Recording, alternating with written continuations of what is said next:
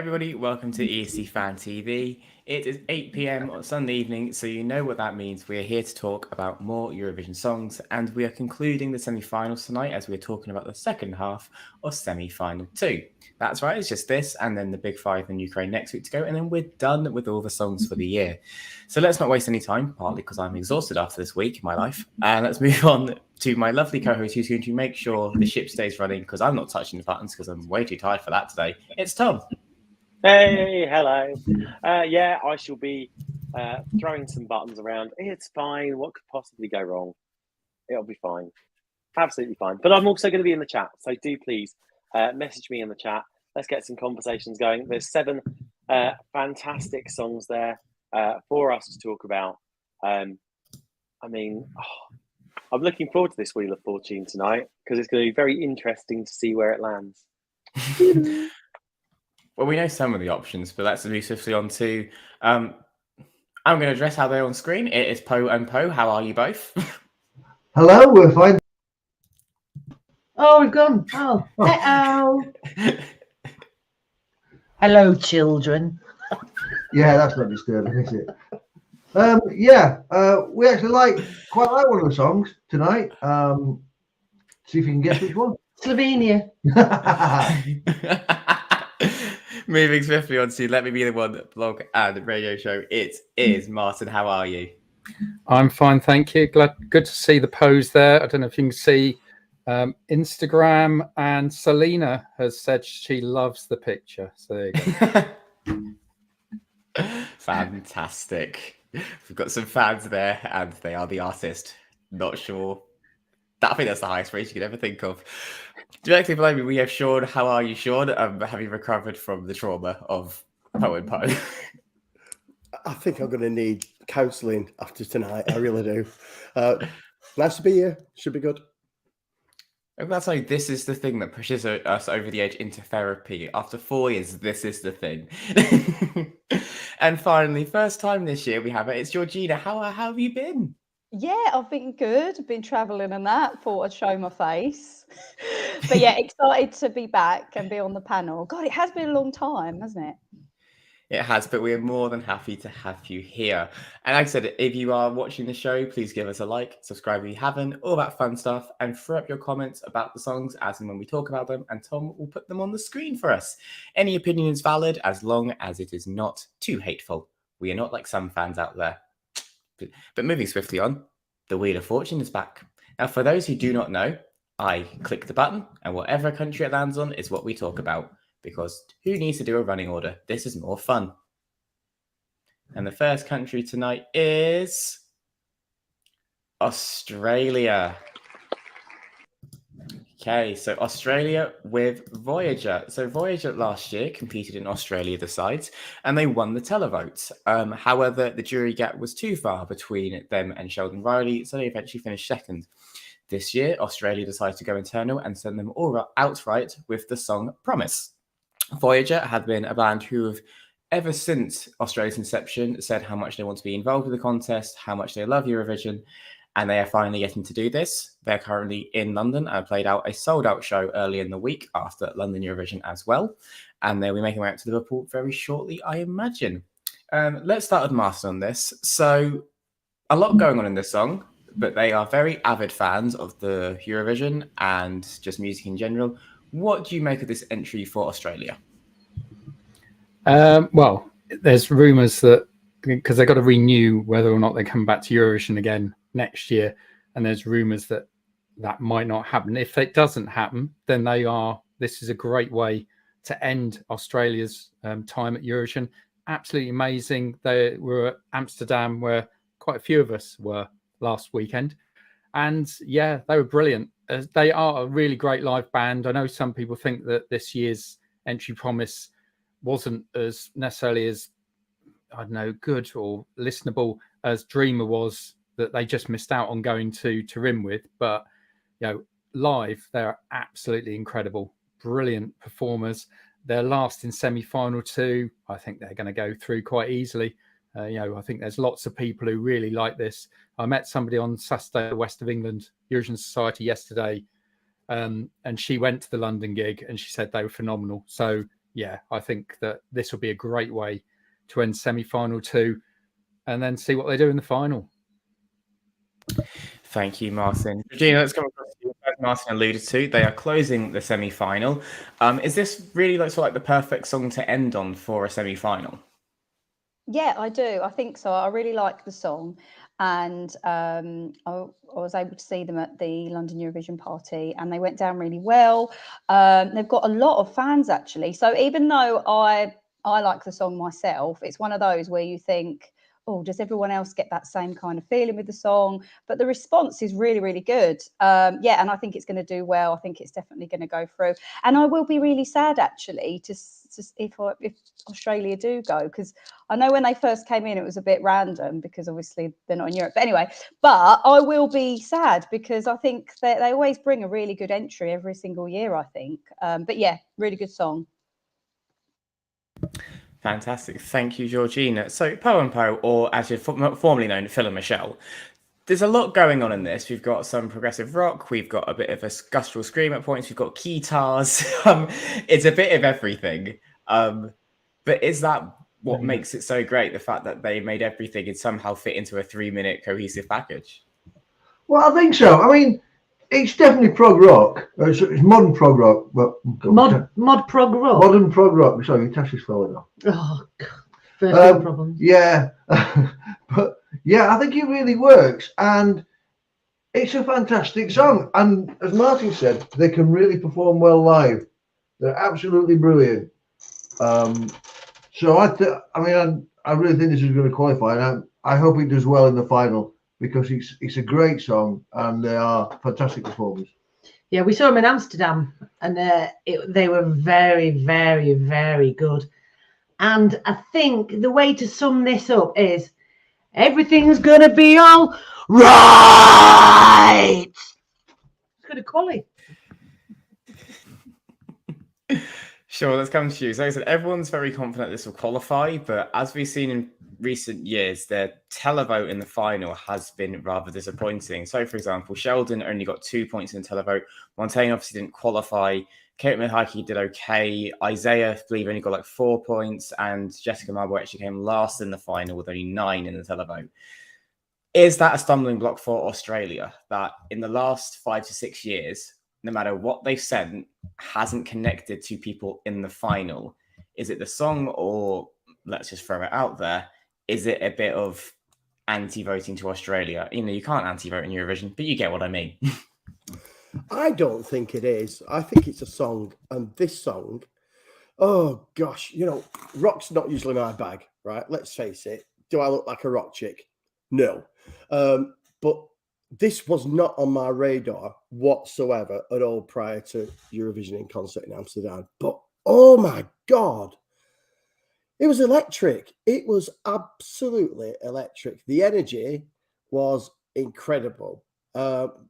One of only a couple of songs that night that actually gave me goosebumps all over. I was with Michelle actually, and Phil, and a few of us, but me and Michelle just had a moment afterwards. We were like, oh my God, goosebumps, and it was incredible. It's jumped right into my top 10. I think it was fan-bloody-tastic, and I think it's such a strong, energetic, uplifting song that this year they're going to have a top 5 finish with this, maybe. It's really, really good. Yeah, absolutely brilliant. Absolutely love it. So good luck to them. Thank you. So, Tom, what are you thinking about Voyager and their promise, and what is the chat room saying? Well, the chat room's really positive. Loads of love for Australia this year. Soul for Speech reckons it's their best entry aside from Danny Im and Guy Sebastian. Thomas reckons it'd be really sad if this year was Australia's last year. ESC Manga, the rock song is so good. Anya is like, I love Australia. I hope they qualify. I will definitely vote for it. Do you know what? This is a brilliant song. It's amazing. And, you know, just saying, because we do hang out offline as well as online. I was in Amsterdam too. And do you know what? They were absolutely fantastic. Absolutely had everyone going from the off. And it really, really worked. And I reckon they're going to do well. Absolute definite qualifier, especially given the fact it's the last show in semi-final 2. And I think when the results are released, you'll find that this has probably come quite high up the scoreboard as well. Absolute banger. High praise indeed. And I have to echo it. I think it's a very, very, very good song. On first listen, I wasn't too sure because there was a lot going on. Now I'm used to it all. It'll be fantastic. And even though there is a lot going on, the fact they're closing makes me think it's going to be in a very impressive stage show to close out the semi-final with. What can it do in the final? I'm not sure. It's hard to predict anything in the final really this year, to be honest, but I'm hoping for a good result for them, mainly because A, it's a good song, but also they just seem like really good people who generally do take the contest very seriously, and they do seem to be loving everything about this. And I think people like that should be rewarded. Yes, I know that sounds like a school teacher or like, kids, but it's true. I think they've taken it seriously. They are loving every part of this whole thing, and I think it can do very, very well. And like I said, if you're not for the ballads or pop, but you do like your rock or say slight alternative rock, whatever you would class this as, there's a market for it who watch Eurovision, mainly to laugh at it or like, go, oh, let's see what's on. But when this comes on, it will get their attention. So I do predict and hope good things for Voyager. But as we do with every single review, we can close this out with a thumbs up, thumbs down in the middle. Will this qualify from semi-final 2 into the final? 3, 2, 1, show of hands now. Yeah, full house for Australia. We are all saying we will see that in the final on Saturday, and we wish Voyager and Australia all the best of luck.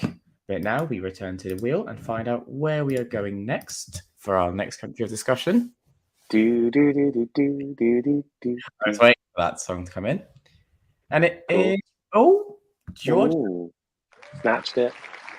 Yeah, so we're going to Georgia with Ilu Hachinovi.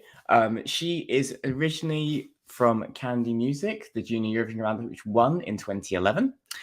She won The Voice Georgia to earn the right to go to Eurovision this year, and she has teamed up with the lyricist and producer who also did the Georgian Entry Junior this year of Miriam Bilivava, which did quite well at Junior in Yerevan.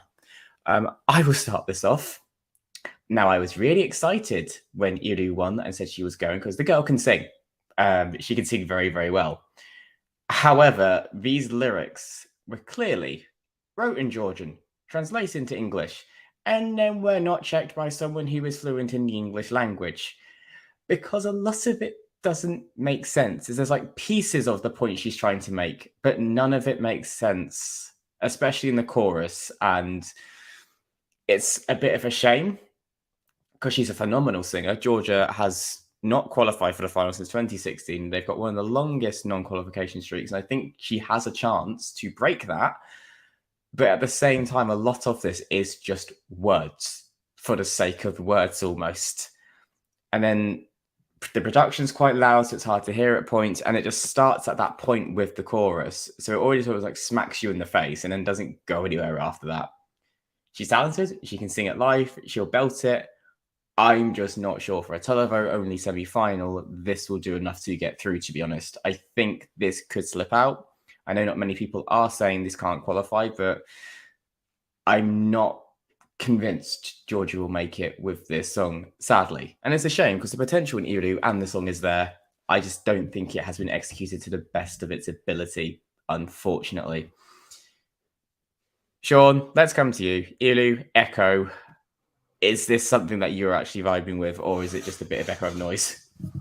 Yeah, it's just basically everything you said. It isn't bad. I mean, I don't love it, but I don't dislike it. The lyrics do my head in, like I said. It will be better way, will be better day now. It's missing, isn't it? Lost in translation. A lot of it, unfortunately, it just doesn't make sense. And what does Chamgara Jagam Charagajam mean?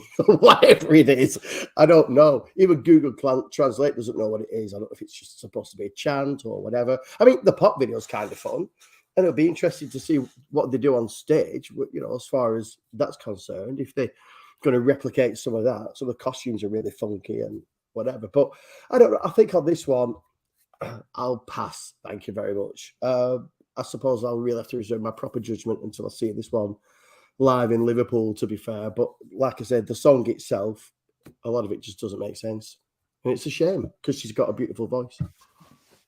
Thank you. Phil and Michelle, let's come across to you now. So this already has a red flag for Michelle in the music video, I know, because there's interpretive wafty dancing, which I know is a big red flag for a Eurovision performance. Do you think that's a slight hint of what they're going to do on stage with all this dramatic music and bass, and then they're just going to have some chiffon and just sort of like twirl it around? Jesus. You just know it's full of voil, and it's just going to be, and there's going to be somebody going, I'm going to, get lost. Yeah, it's not my cup of tea either. And I think the problem is, everyone's right. She's got an amazing voice, but it's the Eurovision Song Contest, not the Eurovision Singer Contest. And I don't think the song is good enough. Lyrically, I'm not really that keen on it musically. I'm not sure either. about, the lyric argument, because a lot of people sort of, when they sing in their own language, we've no idea what they're on about. And a lot of the people won't even look into it. They just go on the tone of the voice and the way it's sort of going. They're not necessarily listening to the words. I don't think the words are the problem. I think the problem is that she's a fantastic singer. It's the actual song is the problem. She's just a bit shouty, sort of, and I think there's a fair chance she'll try and oversell it and actually make it worse, by overdoing it. And actually interpretive dancing herself. Or maybe looking into somebody's eyes while she's doing that. Or winking at somebody. I don't know. There's a whole plethora of things that I can't cope with at Eurovision. And you just know that she's going to do all of them. There's no focus makers. No, I mean, she won't probably have like a little toy box with a little puppet show on stage. That was fun. Georgina, let's come to you. So now she's performing in the second half, as we know, but she's between Slovenia and San Marino. So we've got this powerful mid-tempo ballad in between two bands. Now, obviously, there's a contrast there massively. Will that help or hinder her, though? Because contrast is always good, but it also can make you get forgotten. I think it will help her personally. It's such a shame because I do like this song. And let's be honest, does a song really have to make sense to win the Eurovision, firstly? Like exactly kind of what Michelle said. But I think it's one of those where it could easily get forgotten about. Listen, absolutely amazing voice. Okay-ish song, like it's on the playlist, it's like, but it's one that I can't help but just forget about. And I don't mean that in a horrible way, because she's actually got a stunning voice and it's a lovely song. But yeah, it will be interesting to see. Like we always say, it's down to the performance on the night, isn't it? Really. But yeah, to be honest with you, I know Elliot, you said quite strongly about the words, but to me, words making no sense probably don't impact me. But I mean, it's a lot different from Circus Mercus, isn't it? And did that make sense? I mean, that was one of my faves as well, and Phil's, as we all know. But yeah, it's a lot different from last year. I actually personally think the song last year was better, but I think it could get lost a bit because there's some other ballads that are quite good in the contest this year. So, but yeah, still a lovely song and great voice. Thank you. Martin, let's come across to you. Now, let's say she does make the final and she gets through that televote. Now, the jury they've revealed what the jury will be looking at for in the final. And there's two competitions, which is vocals and the originality of the song. Now, that is two things that will go in George's favour here. The fact that Udo can sing very well and it is a very original composition, no matter which way you look at it. If she's to make that final, do you think this could actually do a lot better than people would potentially anticipate it can do? Yes. Well, I've got her in my top 10. I've got her as 9. Got her going through easily, and purely because if she was in the first set of promo parties up to Amsterdam, gutted she wasn't there, but she's an incredible performer. She's so charismatic.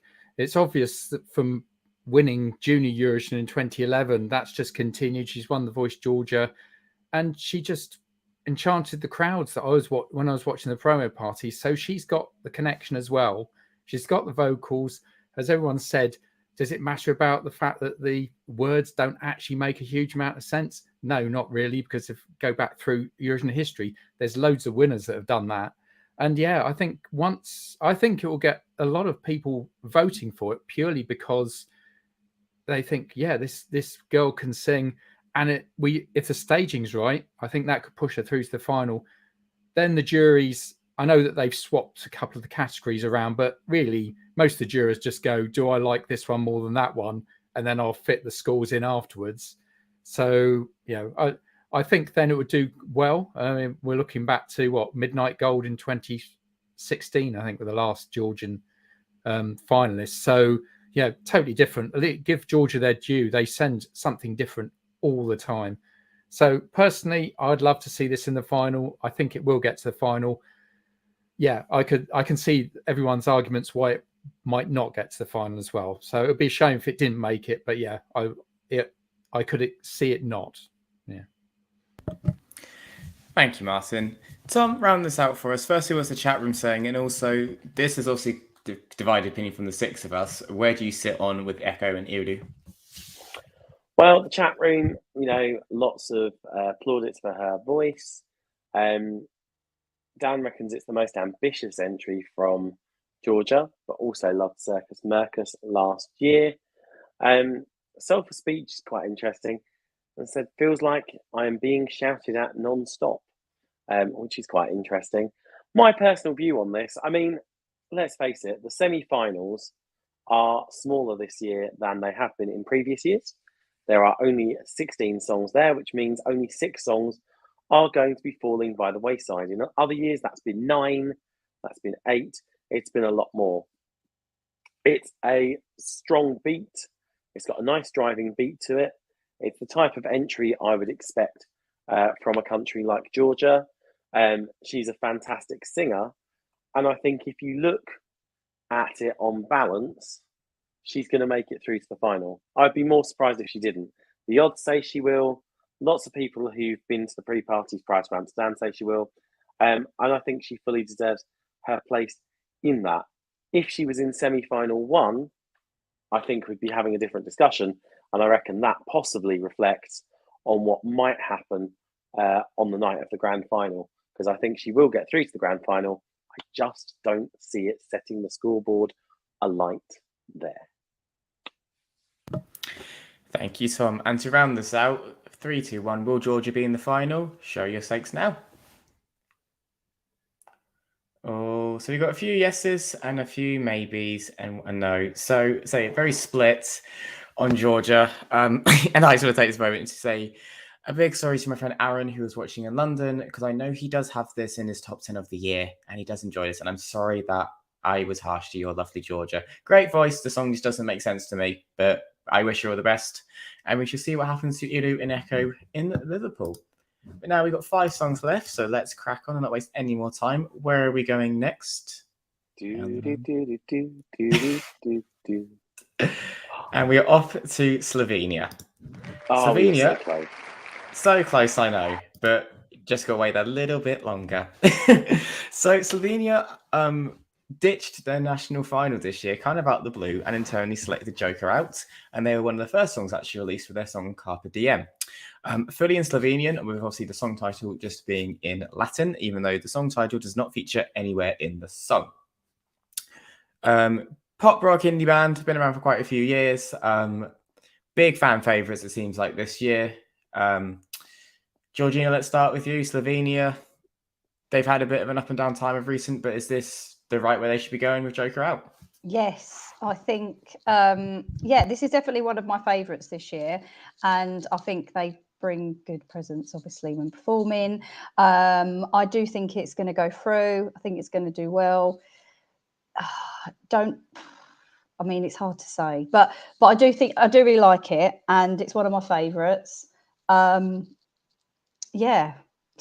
I haven't got really much else to say about the song, really. Just that it's a good song. It's going to do well. Is it going to win? Probably not, but I think it's going to do well. And everyone that I've spoken to, it's in a lot of people's top 10. So, yeah, it'll be interesting to get the rest of the panel's view on this. Sorry, just because it's one of those where I really like it. I spoke to quite a few people, seen it perform, and I think they're really, really good. But yeah, I haven't really. Yeah, I want to see what the panel say actually. So I don't think we spoke about this much in the chat. And let's move on to the other panel. Sean, let's start with you. So they are performing after Poland. And if you remember a few weeks ago, we weren't the kindest on Blanca and her chances. Does this following Blanca and Solo help it? And do we see this in the final? I don't care what song this is following. This is effing brilliant. I absolutely love it. It is all five of them, all five lads, they went to primary school together, and you could just tell, you can just see the friendship on stage. It's so apparent. It's a song about like making most of today and worrying about less about tomorrow. It's just uplifting, it's positive. It's such an earworm. I've had this in my head all day, every day for the last couple of weeks. It's pop rock at its best. In Amsterdam, they were fabulous, plenty of energy. Lots of stage presence. I really want this to do very, very well. This is sailing through to the final. Absolutely sailing through. I love it. I love it. I love it. I do. I love it. I love it. So, Phil, Michelle, as I said, it's a big fan favourite. A lot of fans have it in their top 10. Now, Slovenia actually haven't made the top 10 at Eurovision since 2001 with Energy. So it's been a long time. Can this song actually do this? Or is all the support for Carpe Diem just a bit of fan hype and the first-time viewers may not get it? Because we've seen this before. Like, a lot of fans fall for a song and then for whatever reason, it doesn't translate when we get to the week of Eurovision. But can this do it? Yes.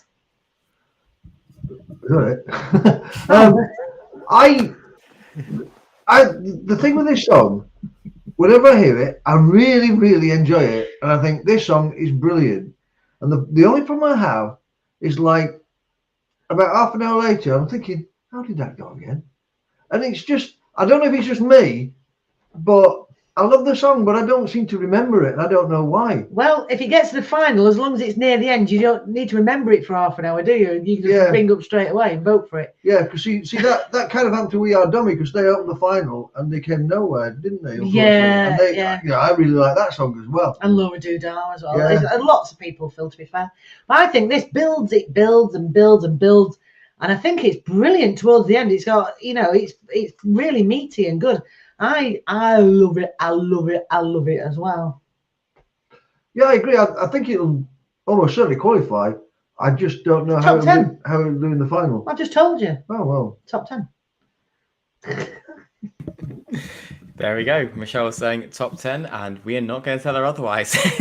Especially when she's dressed like that. I do not see that at 3 a.m. in the morning outside my building. No, thank you. Martin, let's move on to you. Like I said, there's a lot of love for Joker Out. But obviously there's a lot of confusion because they had the EMA event last year. They had the Flesh event, which went for a few months. But in hindsight, has ditching that and using new artists worked better in their favour and just going outright and sending an established artist and established act instead? Like, has this worked in their favour against, as much as we loved Disco and LPS last year, was this a smarter decision? Yes, yeah, quite frankly, because they're the biggest band in Slovenia. I mean, I was lucky enough at the press event in Amsterdam to interview them. Of course, there was been the BBC Music article come out where they didn't have a particularly good rap from that, and he compared them to Maroon 5, and then we were joking about that they'd been picked because they were the Slovenian Maroon 5, and they sort of started singing about that. But they said no, nothing like Maroon 5, more like Franz Ferdinand. And because I noticed Dan in the chat room saying they could be like the Slovenian Måneskin. I don't know how they'd have compared it to that. But yeah, the broadcaster definitely made the right decision going for them. Yeah, originally the song didn't really hit me that much, but as I've been seeing them more, they come across so well. They've got their own vlog that, a lot of the fans have been watching that. They've got popularity all over Europe. And yeah, they come across really nice guys, and they've just had a collab with Elvis Costello. So if they could play on that in the UK, that might give them a bit more visibility amongst people who might vote for them on if they get through. Well, I say they certainly will get through to the final. Not sure how well they'll do. It might depend on how many of the other bands get through, really, being sort of quite a lot of bands sort of this year. So, yeah, they're definitely the right choice for Slovenia. It should break their run of not getting through to the final. And, yeah, I think they'll do pretty well. Thank you. Tom, round this out. Is it you joining in the full house love of Carpe Diem, or are you not feeling the same? And what's the chat room saying? Chat room have a lot of love for this. I mean, I'll be honest, there seem to be more kind of open, seems to be sharing the love more for the panel than anything else. But Soul for Speech says it's going to be utterly surprised if they do not qualify, especially being in semi-final 2. Michael reckons it will qualify, but I'd not be surprised if it's on the right-hand side of the table. I mean, these guys are excellent. They are brilliant. Then, do you know what I think? What makes them stand out, and it's the same thing every year. It's really good when in Eurovision, it's a song contest and you get people who are musicians, not people who sit there miming with a drum kit. Okay, they are musicians. They know their stuff. It's a great song. I think Slovenia absolutely pulled it out of the bag by ditching the selection process because, quite frankly, you know, Slovenia sometimes are a bit like the British public. They vote for shite. So essentially, you know, they're going to go for a really good song. It's absolutely going to qualify. And this is one of those rare songs. I think even if this was in semi-final 1, it'd still get through. Okay, these guys are brilliant and they're amazing on stage. And I think people are going to love their performance in the second semi-final. Thank you very much, Tom. And just to round this out, I'm a fan of this. I do enjoy the song. It's not one I immediately always hunt out, but when it comes on, it's one I always keep on. The chorus, even though, like I said, I don't have a clue what they're saying, is incredibly catchy and infectious, and I think that is wonderful. And yeah, I'm just very intrigued to see how Slovenia are going to do. I do think it'll be in the final. Not sure how it will do in the final, just because, like I said, there are quite a few bands, and depending on how many of those survive the semi-finals will be important. But I still do see this in the final. But let's just round it out. Do we see Slovenia in the finals of group? 3, 2, 1, show of hands. Yeah, never in doubt, was it? So, well done, Slovenia. You've got our stamp for approval. As they say, Carpe Diem, seize the day, and I hope you seized your chance in Liverpool. And best of luck. Right, we're halfway through. Where are we going next? Lithuania, Albania, Austria, or San Marino? Where are we going? There we it's the one everyone has been waiting for this evening. It is Austria. So, and Tom is already off. So, if you hadn't known, Austria, they are sending Teya and Salena with the song Who the Hell is Edgar? Now, Teya and Salena, they met on the Austrian show Starmania back in 2021. Have been friends and working together ever since. They both also sent in solo songs to their Austrian internal selection, which were the other 2 songs in the top 3. So in some format, Teya and Salena were going to Eurovision this year. But they are going together with the song Who the Hell is Edgar? A thought piece / song on the modern working of the music industry and the lack of income and all, like, say, these little things that happen within it, which the artists have been saying about for years, all put to an interesting beat and a very interesting dance. And however else you want to look at this, I'm sorry, I need to start this off because I said last week we were going to be talking about my winner of Eurovision 2023 this week, and here it is. I absolutely adore this song from the first listen. It is stupid at points, yes. The fact that they are saying just po, po, po for literally as their pre-chorus is bonkers, but everything works. Yes, there's a message in there, and if you pick it up, brilliant. But if you don't, you still got that foot pedal drum beat from the start to finish and a really catchy performance and song that is going to keep you engaged. They've managed to hit both audiences from a jury and a televote here. I don't know if it can win, but I don't care. I think this is brilliant. They say I don't even think it's a joke act. I don't think it's novelty because they can sing really well. They are fantastic performers. They've done well together in the pre-parties.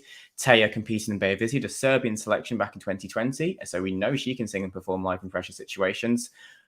I just think this is fantastic. I have no idea how they're going to stage this. None whatsoever. They've released their outfits for the costumes, and Teya's all in black and red, and Selena's in white and red. I don't know why I love this so much. I just do. It's just infectiously good fun. But like I said, there's also a bit of a serious element in there as well, which if you pick up on is very clever. But it's not saying like, this is it, and if you don't get it, you failed, because it's still just a fun song. And it's got the little dance as well, which everyone can still do as well at 3 a.m. in Euro Club. It's brilliant. But no, I would love it if Austria was to win next year. I would love it, or this year even, and we went there next year. Do I think it's going to win? Probably not. Do I think it can get top 5? Yes. And I would love it if it did. But yeah, this is my winner of the year. I have taken that to claim. I actually forgot I've got an Austrian flag in my wardrobe. I probably should have put that on before the show started. Oh well. But let's just go to the two that probably love the song more than me, because they have dressed up as, well, one of the references of the song, and then just another fun one as well linked to the same name. It is Phil and Michelle, otherwise known as Poe and Poe. Over to you guys. Yeah, it's all right. Yeah, I'm not too keen on it myself. But It's better. Yeah, I've heard better. It's in my top 37. Yeah, somewhere there. No, love it, love it, love it! We don't like it, we love it. Yeah, it's a great song. It's a fantastic idea. And as Elliot already said, the fact that it's got a message. What's the message? What's the message? The message is about streaming royalties and how the artists don't see any of it, and the songwriters see even less. But it's, even without that, it's a fun song. It's a good sort of bop. It's a floor filler. Yeah, definitely. Yeah, and everyone can sing at least one line of it. Yeah. After they've heard it for the first time. Yeah, we saw in Amsterdam the crowd were going wild for this song. We were going wild for this song. Well, I know, but we everyone else were was too. we were in the crowd. Yeah. Yeah, I think this will do really well. Not sure if it'll win, but I think it's top 5, maybe even top 3. Yeah, I don't think it's going to win, but it should. But it's not gonna. But it's an absolute corker, and I can't wait to get to the Euro Club. Yeah. Not like this, obviously. I'll be in like my regular clothes. Those are your regular clothes.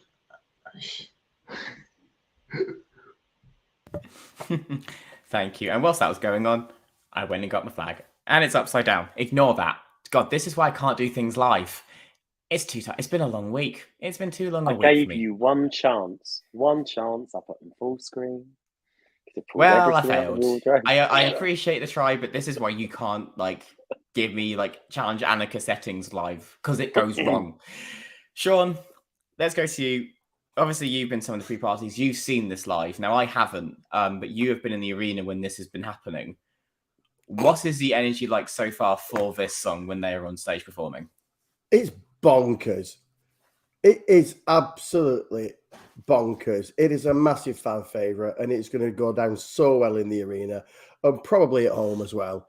It's just, I mean, to be honest, it isn't one of my favourites this year, but it's, I mean, the only reason why I'm wearing this t-shirt, to be honest, is to plug it. Available at Vision Tees on Redbubble right now. Sorry. But it's crackers, isn't it? I mean, I love the "Oh, mi padres goes to a party." Ah, that's my favourite bit of any song this year. And then po, of course. But I do find there's just one thing that really grates on me, and it's that, who the hell is Edgar?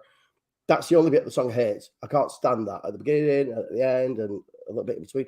That's the only bit of the song I hate. So yeah, you know, it's a riot. I suppose it's a 3-minute riot, and I mean it's a while since Liverpool have had a riot, but let's not go there. Steering away from that one. Martin, let's come across to you. Like I said, I referenced it targets to a jury and a televote sense. Obviously, you've got the tongue-in-cheek of the titular "Who the hell's Edgar" in this very Valley Girl American accent, but then we said we've also got the message of people being in the songwriting industry not being credited. Obviously, Ghost in My Body, ghostwriter, and they've also heavily said about also being women in this industry, the struggles of it all as well. with that message, is that maybe too much of a hidden message, or is it quite a smart one? And do you think this can actually do as well as the fans are saying and raving about this song? Because stuff like this can normally crash and burn with the fans, but everyone seems to have really gravitated to this. Well, it's something for everyone. I mean, in a way, the message and the composition of the song is for the juries, because the musicians, it's mainly musicians and songwriters and people like that in all the juries, and they'll immediately pick up on everything that the song is about. So that's clever. And yeah, it's just the catchiness and that hook from the chorus plus the video that set everybody up with this. And we've seen the people who've seen them live at the promos, they can sing, and they can sing this really well. There's no need for sort of any vocal gadgetry or anything like that. They're brilliant singers. The big question is, how is this going to look at Eurovision? Because obviously in the promo parties, all it was the both of them singing, and that was it. So yeah, it's going to be interesting to see what we get at Liverpool, because that could really decide how much competition this one will put up against Lorraine and Korea, who really are the two big ones that everyone's looking at, maybe Alessandra. But yeah, I think top 5 is easy for this one. As long as it looks good, they're going to nail the vocals. And it wouldn't surprise me if they got a big jury vote to go alongside the big televote as well. So yeah, I'm really looking forward to this one in Liverpool. Thank you, Martin. So Gina, let's come across to you. Obviously, it's been a few years since Austria have gone to the final. And I think, obviously, them taking a risk with this sort of song kind of shows that. Now everyone is saying this is like a top 3, top 5 or a winner. Can you see this winning? I know it's got some stiff competition against Lorraine, Kalia, Alessandra. But as you said, because there's something for everyone, is this then the song that could actually take it? Yes, I think so. I think this is number 3 for me. Not saying that my top 5 or whatever's right, but exactly what Martin said, this, Alexandra, there's a few of them that are a really good bunch. And I know it's going to be what the performances are going to be on the night. As soon as I heard this song, I absolutely loved it. But then straight away, I'm thinking, well, I absolutely loved Austria last year. And then when I saw it live and heard it was she got better. But anyway, but this year I've seen them at London Eurovision Party, and they were just absolutely amazing live, which I'm not saying I was shocked, but when you don't, they just blew me away and everyone loved them. And I'm really bloody excited to see how they're going to perform live. And I think they're going to absolutely smash it. I've got hope. And do you know what? If they did win, it would be amazing. You were saying about attracting different audiences. Like my 7-year-old daughter keeps going, who the hell is Edgar? And it's catchy. And I know it's what Sean said. When I first heard that, I thought, this is a bit, but it's so catchy. And I think this is going to be a Eurovision song that's going to be remembered for a very long time, even if it doesn't win. But yeah, I'd love it if it won. I think it's fantastic. I think Austria have done well picking it. Like I said, as soon as I heard this song, I was like, this is effing, I'm not allowed to swear. This is really good and it's going to do well. So that is my feedback. I mean, and you can swear if you want, Gina. When have we ever been PG on this show? Ever? I didn't. Yeah. Oh, that's true. Okay. When have we ever done that? I don't know. I don't know if there's like, when it's an after 8 thing where you can't swear on the telly, or is it the same? No, we're never going to be on the telly. Let's not worry about that one. Okay. So, Tom, round this out for us. Obviously, if there's been a common thread here of how is this going to be staged? Does the success of Who the Hell is Edgar literally at this point depend on how this is presented in a few weeks in Liverpool? Is this, and because I said, as Donna said in the chat room, this could scrape 11th in the semi-final and miss out. But is that really a case of what do they do on stage to make this click? No, do you know what? I don't think it makes any difference. I think if they nail their social media right, if they're all over social media, people have got a lot of attention on them. It's a really good song. It's really catchy. It's 33-1 in the odds at the moment, which is definitely worth a flutter. This is the song that could seriously, obviously, cha-cha-cha, but this is another song that could very seriously rain on Lorene's parade, because it's got a massive, massive, massive chance to take away the thing, because yes, it is a song contest, but also people love a bit of fun, something they can get wrapped up in. As Georgina said, like her little girl was saying, like, who the hell is Edgar, and things like that. It'll capture people, it'll capture the votes. And I think jury wise as well, when it comes to originality and stuff, I struggle to find the originality in Lorene's song, to be perfectly fair, whereas this one is quite original. And it's little things like that that make you think this song is going to set the scoreboard alight come May the 13th. It's certainly a good shout for 33-1 in the odds. I think it's going to do really well. And I'm really excited to see how it performs.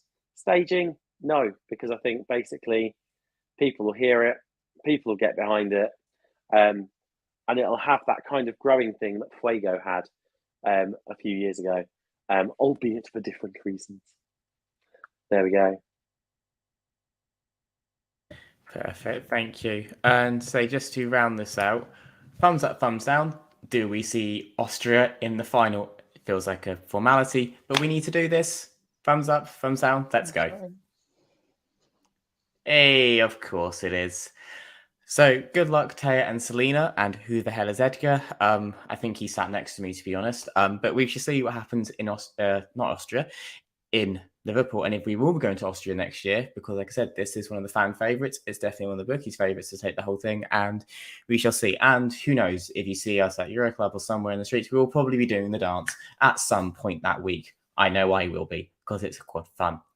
But that is Austria done. And so we have to go back to the wheel. There's 3 left, and they were all situated around Austria in the running order, which might not actually help them, sadly. But we'll see who we're going to next. It is Albania. One of the first songs selected of the year, as always. But fun fact for this year, they didn't actually just use FOK. They used FOK, but they had a separate televote to select their Eurovision entry. So the winner of the festival actually wasn't the winner of the televote, so it's different. In the end, they've landed on Albina with Familia Kelemendi with the song Teya, which translates to love. Now, the family involved with them is her mum and dad, her brother, and her sister. So it's a very close-knit family affair. Very ethnic, very Turkish influences, then a bit of rock thrown in. Sean, I'm going to start with you. Albania love sending a shouting woman. They sent a shouting woman again with her family. Does this stand out enough? But can this go to the final? Oh, it's going to be a toughie, isn't it? It really is going to be a toughie to get this through. The sentiment of the song, I quite like the sentiment of the song. You know, telling the story of it's a family struggling to stay united at a difficult time and bring together. I don't know. I'm not gripped by it. To me, it's a toilet break song. I'm sorry, on this occasion, and it's right after Austria, so I think this is really going to struggle on the night. I'm happy it's in Albanian because I do like that aspect. They always seem to keep the songs in Albanian, do Albania. But no, I just, sorry, it's, no. And when they performed it in Amsterdam, it was just, I actually went to the toilet whilst it was on. I'm really sorry because it wasn't good. And there you go. Sorry. Not my thing. Thank you, Sean. Note in 37 songs, not every song can be your thing. Martin, let's come across to you. So obviously last year, Albania unfortunately didn't qualify. But when they sent a song with a similar sort of message about going back to your family, returning home, it was with Unida Maliki in 2019 with Keto Tokes. And that did relatively well. So do we think with a similar sort of message and to those voting in the Balkans, this will resonate with them and this could actually tip them into the final? It might be in 10th, but do you think this is actually a subject matter which can work in their favour to a diaspora? This is such a difficult one because I've got them as 10th in this semi-final, but I could easily see, but that's not including Greece and Cyprus, and obviously they're going to vote for each other, and Cyprus got the Australian connection. I could just as easily see this not qualifying. It is effectively Albania, and they had a massive local support in Albania at FIK. And ironically, if Albania had done what they normally do with FIK and the juries choose one, it would have been Salena, and she was absolutely phenomenal. And I would have been supporting that one up in my top 5. But this one, it's nice, and seeing it on stage in Amsterdam, they were very together. Great vocalists. Yeah, I've no idea. I don't think the message, obviously, for most people is going to come across. Whether there's enough people dotted around Europe to actually give them enough points to get through, I don't know. I get this feeling that Albania might miss out again. They might be one of the 6. But yeah, it's nice enough for what it is, but it's not one of my favourite Albanian tracks. And I could, as I say, whether it gets through or not, don't know. No. Thank you, Martin. Georgina, let's come across to you. So, not a lot of people in the chat room are saying that the song isn't Marmite enough to stand out, and some people saying it just goes on a bit too long. There's not enough change in the song.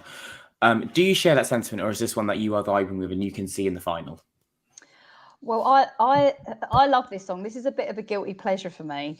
I really like this song, and I like that. I think it's like, name me another song that's like this in the Eurovision this year, and I feel like that's what might make it stand out. I feel like Oban might like this as well. It's got that little Turkish Cypriot vibe. Anyway, but yeah, I really like this song. It's one of those that I just think I like the tune of it. I like the video. Do I think it's going to get through? Possibly. What semi-final is it? 1 or 2? 2. It is going after Austria and before Lithuania. Oh yeah, sorry, duh. Right. Yeah, I think it possibly could. When you get a bit of a shocker one, not for me because I like this song, but I feel like it could be one of those that people don't expect to go through. Just because it is different. It kind of brings it back to the year. What's it called? Sorry, I can't get my words out. The thousands, like that kind of those years. Do you know what I mean? And I think that's why I like it. But anyway, I really like it. I think it's like number 11, which is quite high, right? And yeah, I play it a few times, which means it's a good one. Like when I'm driving my car, it's one that I will play again. So that's all I'm saying. But no, I really like it. It's a going through for me. Perfect. Thank you, Georgina. Phil, Michelle, let's come across to you. As I said, Albania quite often send this sort of music. It's got a bit of a rocky element involved with it as well. I'm not sure what the family element brings to it, of what we're going on from FIK. But do you think that her performing with her family gives, say, as Georgina said, the song also like a unique appeal, a standout point of view? Like I said, because I'm not really loving this song, so I'm not sure where the votes are going to come from, to be honest. I think that the fact that it's a family is just going to give the commentators something to speak about during the postcard, but I don't think it's going to affect the fan vote that much or the viewer vote. I mean, all credit to Albania is they send songs that are very Albanian and they're sending their own culture. And, it's not just get some Swedish songwriters to knock up a Eurovision song and send that. But it doesn't work for me, I'm afraid.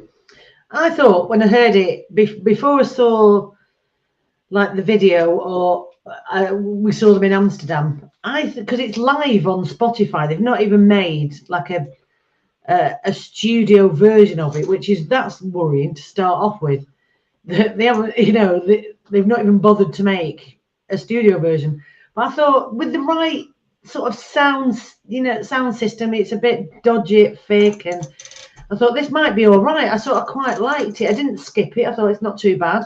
Then we saw them in Amsterdam, and I thought, God, you know what? It's bad. It doesn't come across well on stage, and it just, it really wasn't my favourite at all. And I loved it beforehand, but now it's just like it's going nowhere fast, which is a shame because, well, it's cheap in Albania. It's like 70p a pint, and I'm always an advocate for Albania, but we're not going. Not next year, no. No, not next year. We will one day, and all the cheap pints will be ours. Tom, let's round this out. There's a bit of like divisiveness on the panel and the chat room. Some people say it seems that it's unique and it's good, but other people, as Donna put at the start, can we go back to talking about Austria? Where do you sit with Teya, and can this get into the final? Because like I said, Albania, they're always hit and miss in Eurovision. Last year, Ranella missed out despite being a fan favourite, but had such tacky staging. I'm going to say it was awful from the second I saw it. Obviously, she's not going to do what Ranella did last year, or she might. But can this get through? Is there a selling point to this song? I would really like to quote the late, great Terry Wogan Oh, no. in how I feel the commentary might go during the Albanian entry. It's during entries like this you really notice the staging. The BBC have done a fantastic job of hosting this event, and the stage looks fantastic. And to quote Gustav, thank you next. I really don't like it. I'm sorry. I'm with Sean. It's a toilet break song. It really is. I don't see this qualifying. They're lovely people, and we know they're lovely people and everything like that. But the song is really not for me. And I know that's not very constructive. But all I put down with this, my notes literally go, typical Albanian entry, which basically generally means I won't vote for it. Can I just say that I miss Sean saying that it was a toilet break, because I actually did nip to the loo. And Tom disappeared as well, so I don't know if that's like the panel. That was that was a conscious wee break. So I think Sean is a witch. Sean is many things. I'm not sure if he is a master of the dark arts. We'll ask him in Liverpool, I guess. But no, I've got to agree. Like, every time this song comes on, I'm like, yeah, it's fine. It's all right. There's nothing inherently bad about this. But then I remember it's following Austria. And then the televote only semi-final. That's kind of just like death in a situation like this. Because you've got all that fun, and then this coming off, and it's a bit morbid by comparison. Instead of like, like I said, Albania, love sending a wailing woman. Like, you can play the first 10 seconds of this, and someone would guess that's Albania. I'm just not sure if it's enough to get through. And I'm going to say it, the family look awkward on stage. I'm not going to say they don't want to be there, but they don't fully look like they want to be there. So I don't know how they're just going to get that performance out of them. And some people aren't natural performers. I fully understand that. But they've got to do something to really sell this message home, especially as they're singing Albanian. They've got to make something click on stage. And it's definitely one I'm going to look to see what the staging is before I fully think if this can qualify or not. But at the minute, I have got this as just missing out. But before we round out on Albania and move on to our next song, panel, do we think this is going to the final? Thumbs up, thumbs down, or in the middle? Stake your claim now. So we've got a yes, 3 no, and a maybe from me and Martin. And like I said, I'm not sure purely because it's Albania. But Tom seems very definite in that and his multiple thumbs downs then. But we have 2 songs left. So let us move on. Are we going to talk about San Marino or Lithuania next? Round and round it goes. Are we going to finish on a high, or are we going to finish on a low? Well, we're starting with Lithuania next, so that answers your question, Tom. We'll find out in a few minutes, I guess. Yay. Lithuania, Monika Linkyte, one of the few artists returning to Eurovision this year. Obviously, she competed in 2015 with Voyager. She's come out this time as a soloist with the song Stay. Now, as some people may not know or realise, that the song she competed with in the final of the national final is very different to what she got on Spotify and what she started the competition with. As common with Lithuania, they adapt and revamp the song during the competition, and it's now got the 2 lines of Lithuanian in there, which isn't available on Spotify at the minute. I'm going to start this. The song's a bit twee. She sings it great, but it's a bit twee. I don't get what the hell she's wearing in this gold, almost like Tin Man outfit. It's the only thing I can describe it. She looks like a copper Tin Man. Not a fan. And as nice as like it all is and like the swaying and everything, and it is catchy, it is just a bit repetitive in one note. That said, she sings it very well. I can see this scraping into the final, and I do mean scraping in. But once it makes the final, I can see this finishing bottom 5. And that's purely because first semi-final has a lot of big hitters. Some of the big 5 have got some stronger hitters. And some of the bigger hitters in semi-finals who will obviously finish above her, which means there's not much space for them to go but 20th and lower. Don't mind it. Don't love this song. I can take it or leave it, to be honest. It wasn't my pick in Lithuania, but I'm glad she's getting to go back, I guess. I don't know. I've never been enamored by the song, and I don't think I ever will. Martin, let's come across to you, because obviously you followed this selection more so than any of us. And obviously she won it on a jury tiebreak situation, because that wasn't controversial at all. Obviously, having seen the evolution of this song from start to finish, and obviously we know she can sing this very well, can she get through? Because we know there's a diaspora voting, we've got the UK voting, they always do put Lithuania highly in a televote. But is this maybe just a stretch too far to get into the final, even though there's only 16 songs? No, this will sail through to the final, because when I've got this, my overall 8th, I think this will be top 3 in the final. It's, another one I got the opportunity to speak to in Amsterdam, and she's well up for this. She's so calm and also really enthusiastic. If you've watched her in the promos, she's been amazing. Spot on vocals, that's on her own without her backing vocalists. Although in London she had a whole choir with her, with the 4 for backing vocalists, who really are more like, in a way, the mamas, sort of being so integral to the act as they were with John Ludwig. Her backing vocalists are integral to her act, that when they won in Lithuania. And yeah, it has changed from the beginning of the Lithuanian national final to the final, and including the chanting all the way through.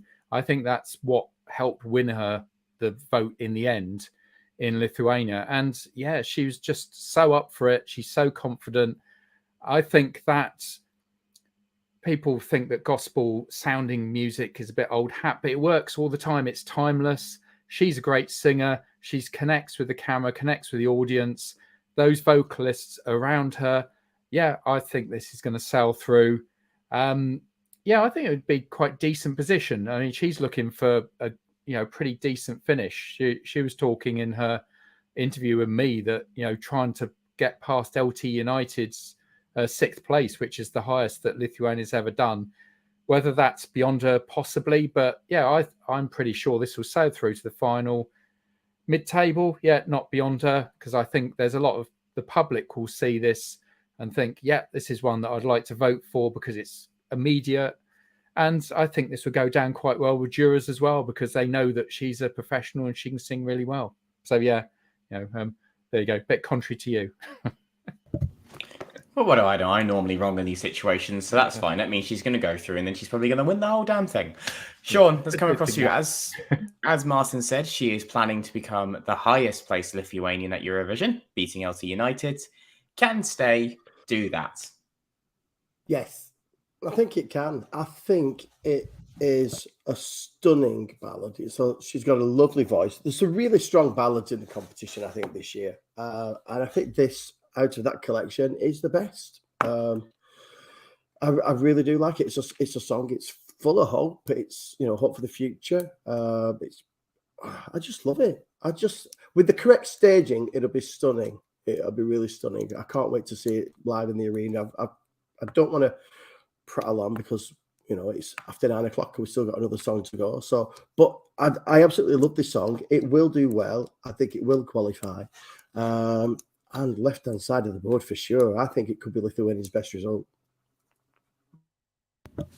Okay, high praise indeed there. Carrying on that. Georgina, do you share the high praise of Martin and Sean, or are you just a little less enamoured by Monika and Stay?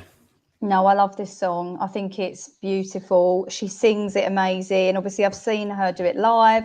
She actually had a little sound check earlier on in the show, and everyone just went mad. And her voice is it gave me goosebumps.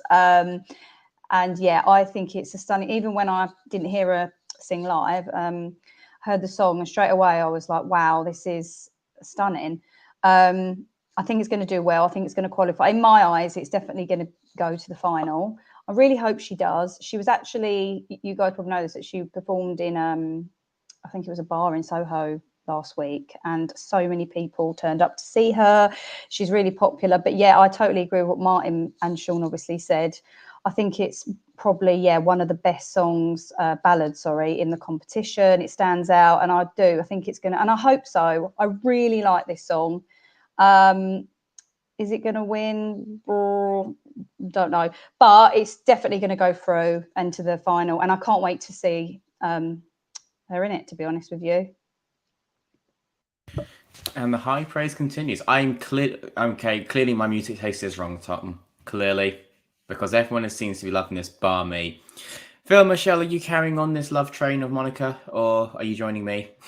No, we're not. Well, no, we're joining you, Elliot. Yeah. Oh, because you're my favourite always. Yeah, and I have to point out that What? to Oban that this is no LT United, which was an awesome song. I think this paint might be toxic. No, it's just us. We can't. We also, apart from Elliot said about what she was wearing, obviously we can't judge her on what she was wearing because we're dressed like this, and that'd just be silly. This is what I mean. I always try and listen to the songs and set up a playlist on Spotify, and I usually listen to it driving to work and back. And this is one of the songs that I think, no, I need to listen to it, and it starts off okay, and then it gets to the bit where she's going on and on about her fucking heart still beating. I know your heart's beating, love. You don't have to keep banging on about it. Skip. It just irritates me. I'm sorry. I don't like the song. Oh God, I love it when you get giddy. Is that a no from you? It's a no from me. Do you think it'll qualify? I'll probably qualify, but it's not my cup of tea. And no. Whoa, Yeah, I know. Your heart's still beating there. Oh, I really want to say that it's my favourite now, just to wind you up. No, I don't like it. I don't think I've ever seen such an impassionate reaction from Phil before in the 3.5 years I've been on this show. Ever. That's brilliant. Clipping that. It's Oban saying about LT United, it set me off. LT United set him off because he loved LT. Yeah. Oh, God, mute now. And before that song gets stuck in my head and I don't sleep for the next 3 nights, Tom, how do you think of Monika and what the chat room's saying? Do you know what? The chat room have a lot of love, Elliot.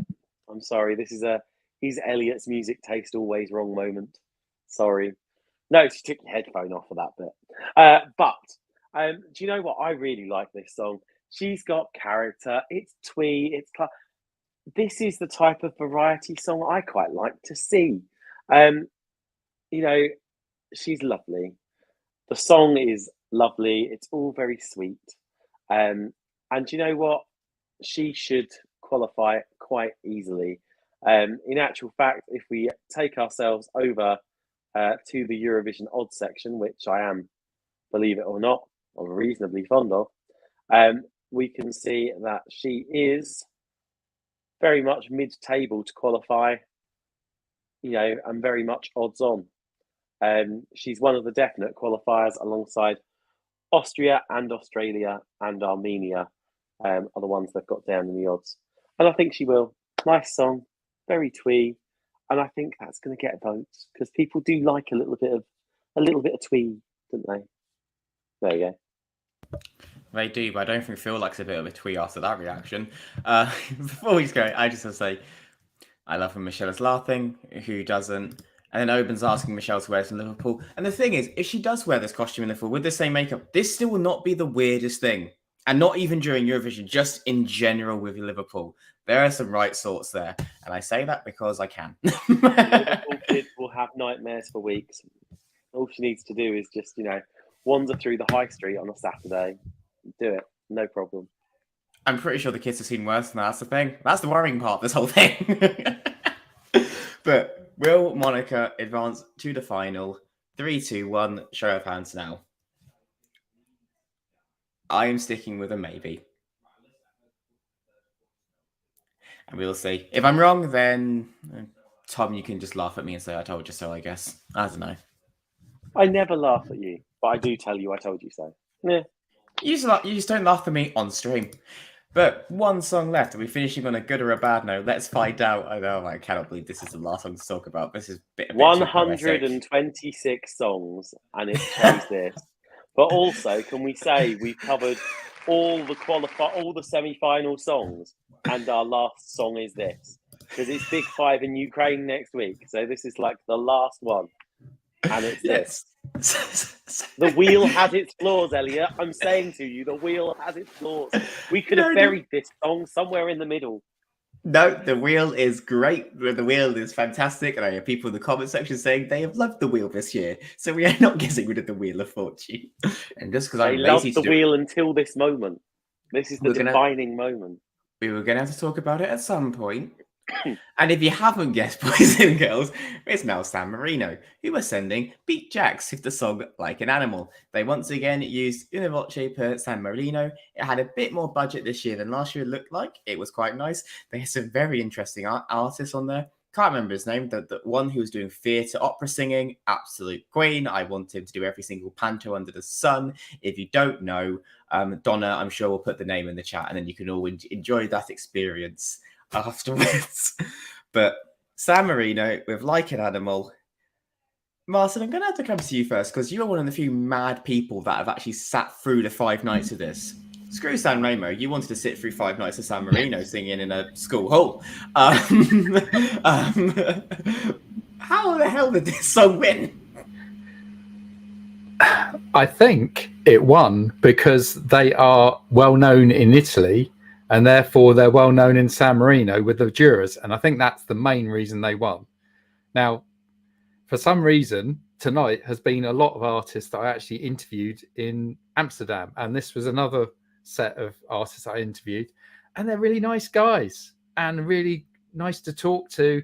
They're joking about the fact that they're always rated really low with everybody's chart. They're sort of, they know that they're down in the 30s with absolutely everybody, and they're accepting that. This is part of being in San Marino's national final, is that they sing in English as Italians, which means that their market, I assume, is not huge in Italy, and going to San Remo is probably a no-no. So yeah, they were up for being up for San Marino. They won. They're good performers. I think that really helped as well. The lead singer, there's something about watching him. He's all over the place, and that is the one big thing that they've got in their favour, is that they look good on stage. The lyrics are a bit, whatever. And yeah, I can't see it going through. I must admit, I've got them 12th in the semi-final. So who knows, if a couple of them other ones really muck up, they might do. But yeah, as I say, really nice to talk to, great interview. But yeah, I can't see Like an Animal actually making it through to the semi-final. There probably was better there, but I think it was basically their how well they were known in Italy got them through in San Marino. Thank you. I just want to say it's probably a good point about, I think, 8 of the top 10, because only the top 10 were placed, and I believe 8 of them were Italian artists, which I did think was a little bit weird. Phil, Michelle, let's come to you. So obviously, a lot of songs, a lot of acts, some Eurovision alumni in there like Vanilla and Alfie Arculi from Australia Decides, but this is a song that won. They received a lot of flack online, but they're taking it in stride. And of course, as I always say, we do not condone sending any hate or harassment to any of the artists. The lads seem lovely. They are just doing their song. If you don't like it, that's fine, but there's no need to send hatred towards them. That being said, what are your thoughts on Like an Animal?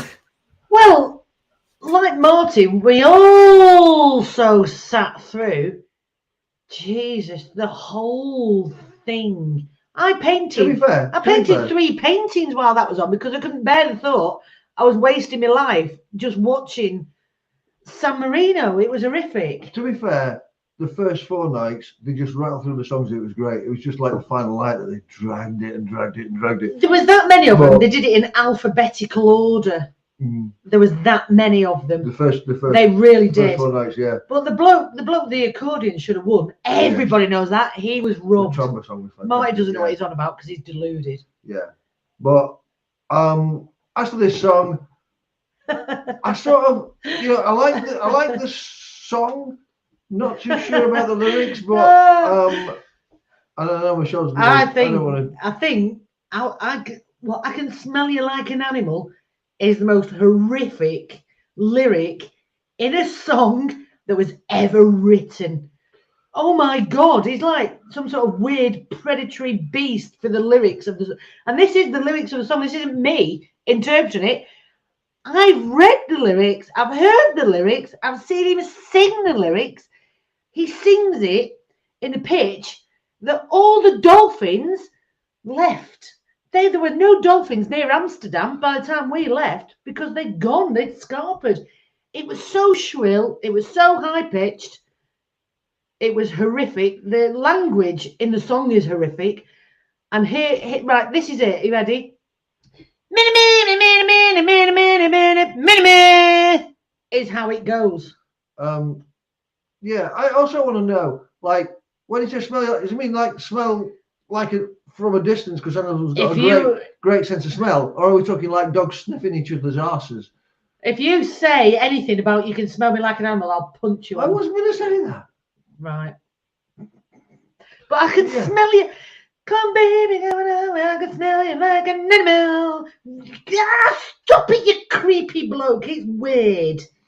No, I don't like it. Well, they're great artists. We love the artists. Yeah, the artists are fantastic. But yeah. No, but it's pure fucking awful. I know. The artists are fantastic. I email with them all the time. Oh, email. How fancy. I kind of do want them now on stage during the semi-final just to wink to the camera, just so Michelle just combusts out of a fit of rage. Swear to God, I will lose my shit if that happens. He needs a man bun and an interpretive dance. If he's got a man bun and an interpretive dance, I swear to God, Liverpool will exist.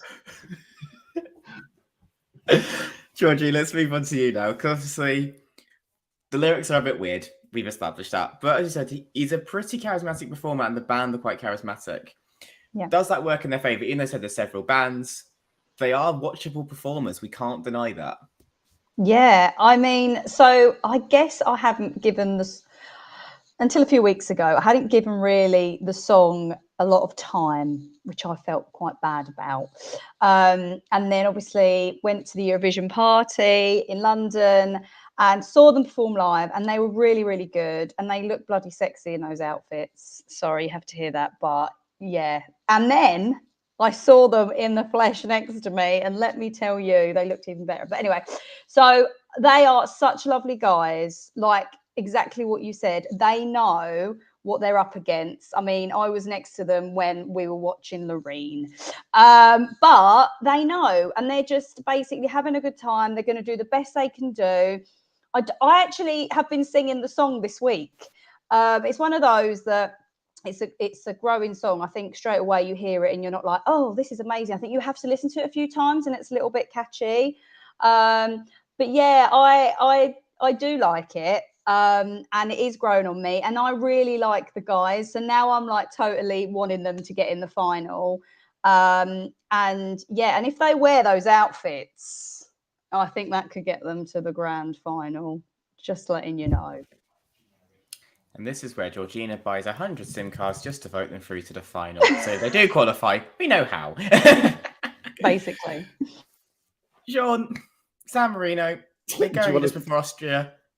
Do they have a hope in hell? Like, I get it. Like, I know everyone's saying this song is awful and whatnot, but let's be like, bit fairer here. Does this song legitimately stand a chance to make it out of the top 10 out of 16?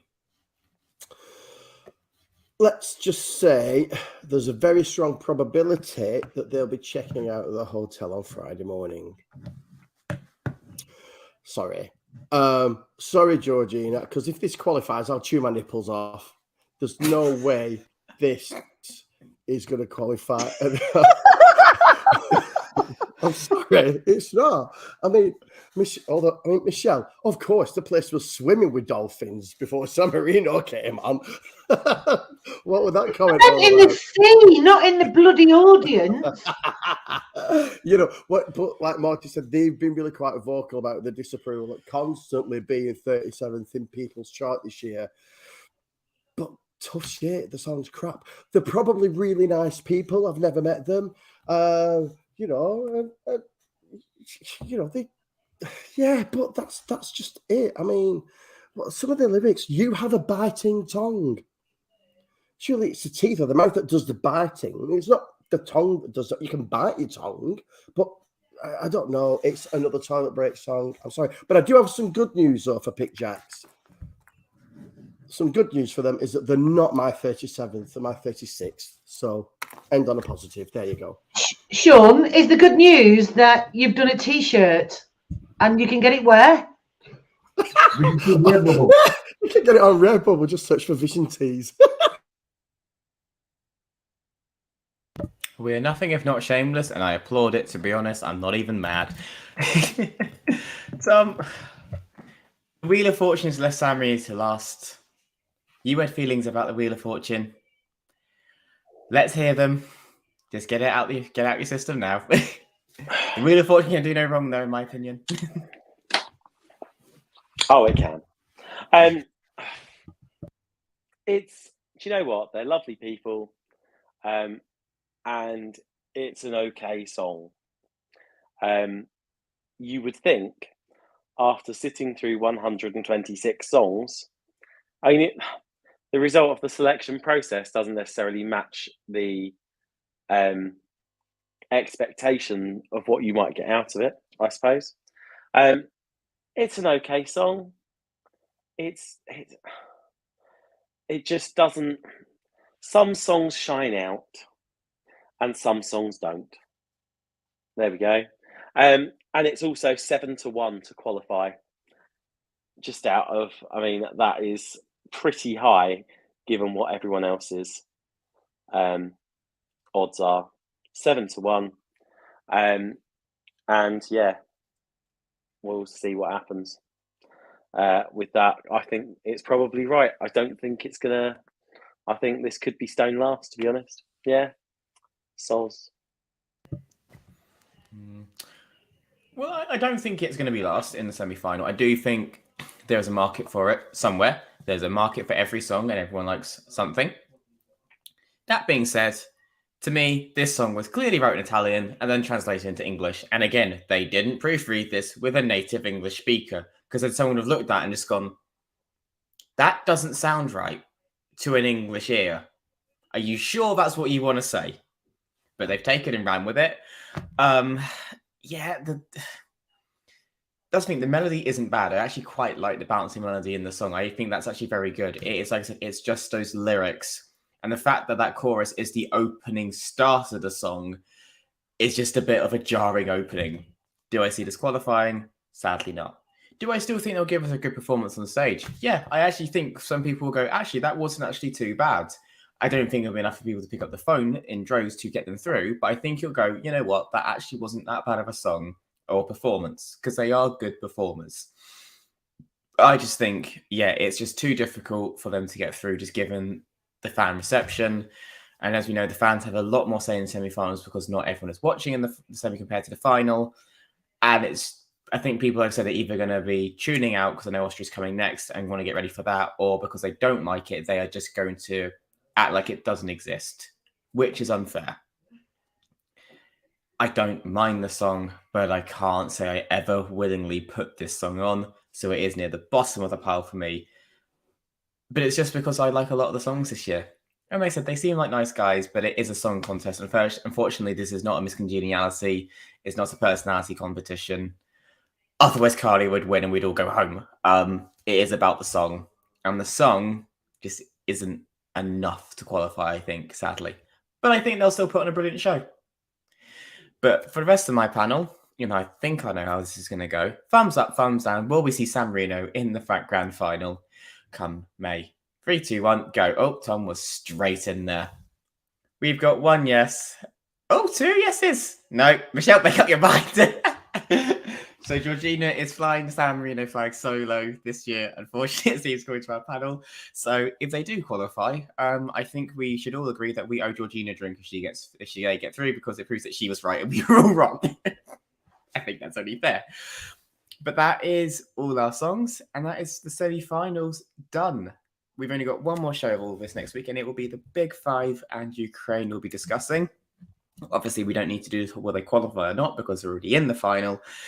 And then, yeah, full steam ahead to Eurovision, because I do believe the rehearsals are starting next weekend. So by the time we see you next, the rehearsals would have begun. We'll know some ideas of the staging. Oh dear, it's come around way too fast, as it always does. But that's all. I want to say a big thank you to everyone that has watched tonight, liked, commented, and gave us lots of entertainment in the chat room. We love you all. Please share this with all your friends, family, and anyone else who loves Eurovision. We are just fans talking about this because we can. And we'd like a bit of laugh and a bit crazy. I mean, look, we dress up like this for fun and talk about this for fun. It's great. I love it. But it's time to say goodbye to my lovely panel this evening. It's a big thank you to Phil and Michelle, otherwise known as Poe and Poe. Once again, your commitment to the cause and the outfits have been top tier. Uh-oh. I'm just amazed that Tasha's filling me beer while I've been doing this. So am I. I'm amazed my touch. A big thank you to Sean. I hope you get all the ad revenue and sales from your nice little plug earlier. Also, we do notebooks as well, and mugs and stickers and badges. Knock yourself out. Redbubble Vision Tees. No, I'm sorry. I should be back next week, but I might be drunk if I am. You'll just have to tune in and find out. You make it sound like we're sober most of the time. I am. I only drink once a week. Sure. A big thank you to Martin. Yep, great show as always. Yeah, so if I'm plugging stuff, might as well say I'll be on my radio show on Tuesday night at 8 p.m. Chart rundown. So it'll be 61 people have voted their top 10s, and it might be more than that now, and see who actually comes out top. So the sort of bottom 20 probably be this week. Yeah, look forward to that. And so that's Tuesday at 8 p.m. And a big thank you to Georgina. It's been lovely to see you again and have you back on our show. Thank you. I'm not plugging anything, just here for the, shits and giggles. No, now I can swear. It just keeps coming. Anyway. Thanks, guys. And as always, a big thank you to my co-host, Tom. I'm sorry the Wheel of Fortune did you dirty like that, but I had no control over it. It's fine. It's all good. So, yeah, it's all good. Yeah, been a good show. Looking forward to Big Five and Ukraine next week. I believe next week we may also have Ginger Jesus joining us, aka Stu. He might even be taking on the hosting chair as well. Thanks to everyone that's contributed in the chat. It's been fantastic to speak to everyone, and look forward to seeing you all next week. Thank you very much. And so I've been your host, Elliot, and if anyone needs me for the next 7 days, I'll be doing this all along Manchester because I'm getting ready for Eurovision and the Who the Hell is Edgar dance. So get ready. But until next time, thank you and good night. Bye.